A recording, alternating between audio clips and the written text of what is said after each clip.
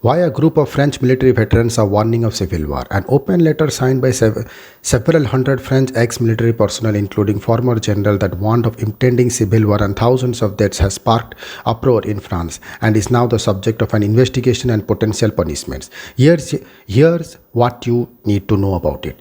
What started it? The right-wing publication Belarus Astralis republished an open letter that was first posted online on April 14th and was signed by around 1200 former and perhaps current military personnel, including 20 retired generals, some of whom are quite well known in public political circles. The document is effectively a set of instructions to President Emmanuel Macron's government on what action it must take to avoid a civil war in France. French far-right leader Marine Le Pen then added fuel to the fire by publishing an article also in the right-wing Belarus Astral magazine in which she urged the military figures to join her in the Battle of France. So, what do they want? According to letter, the government must defend the values of civilization against the hordes of the suburbs and apply the law with greater firmness. The supposed Islamization of France is also targeted, and the murder of the teacher Samuel Paty by Islamist extremists is used to show rising violence day after day. It is no longer time to procrastinate, otherwise tomorrow's civil war will put an end to this growing chaos, and the deaths for which you will be responsible will be counted in the thousands in the latter states. In many countries, the suburbs are the most affluent parts of cities, so the hordes from the suburbs might sound like a bizarre term unless you are particularly appalled by gardening or artisans' cafes. But in France, the suburbs are generally the poorer parts of the cities and tend to be much more racially mixed than the inner cities or small towns.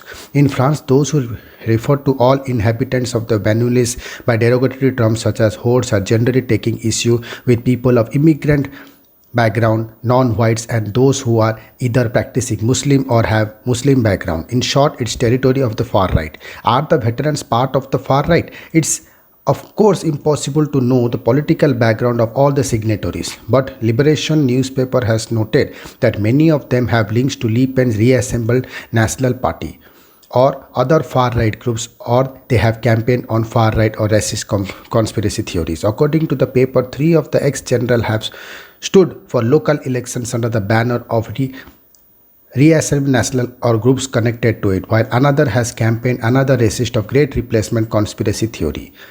There is historic connection between certain sections of the military and RN, which has founded an ex-soldier Jean-Marie Le Pen in the aftermath of France war with Algeria war, which ended in 1962 but remains a highly contentious topic in France. Traditionally, RN draws a significant level of support from members of the military and law enforcement. What has the reaction been? The Armed Forces Ministry is currently conducting an investigation into whether the signatories are currently serving soldiers. If so, they face disciplinary actions. Florence Parly, the Armed Forces Minister, said this was irresponsible politicization of the army, while Industry Minister Agnes Pannier-Runacher unreservedly condemned this handful of generals who call for an uprising.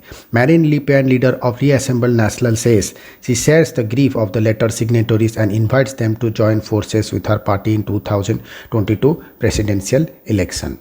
Are these representatives of the French electorate? The election is still a year away and many of the major parties have not yet selected candidates, so it's hard to predict what issues will be uppermost as people step into the polling booths in spring 2022.